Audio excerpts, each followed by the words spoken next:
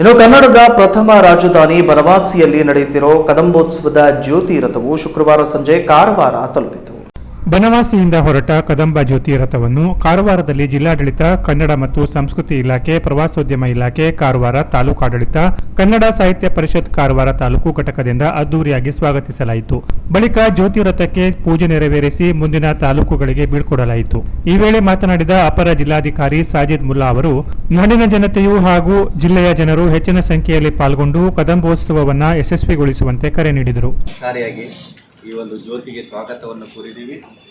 ಇದ್ರ ಉದ್ದೇಶ ಬರೀ ಸ್ವಾಗತ ಕೋರಿ ಕಳಿಸೋದಲ್ಲ, ನಾವೆಲ್ಲರೂ ನಾಳೆ ನಾಡಿದ್ದು ಬರ್ತೀವಿ ಅಂತ ನಾವು ಮನಸ್ಸಲ್ಲಿ ಎಲ್ಲರೂ ಹೇಳ್ಕೋಬೇಕು. ಮತ್ತು ನಮ್ಮ ಮಿತ್ರರಲ್ಲಿ, ನಮ್ಮ ನೆರೆಹೊರೆಯವರಲ್ಲಿ, ನಮ್ಮ ಮನೆಗಳಲ್ಲಿ ಎಲ್ಲರೂ ಕೂಡ ಈ ಕದಂಬ ಉತ್ಸವ ಏನಿದೆ, ನಮ್ಮ ಜಿಲ್ಲೆಯ ಉತ್ಸವ, ನಾಡಿನ ಉತ್ಸವ, ರಾಜ್ಯ ಮಟ್ಟದ ಕಾರ್ಯಕ್ರಮ ಇದೆ.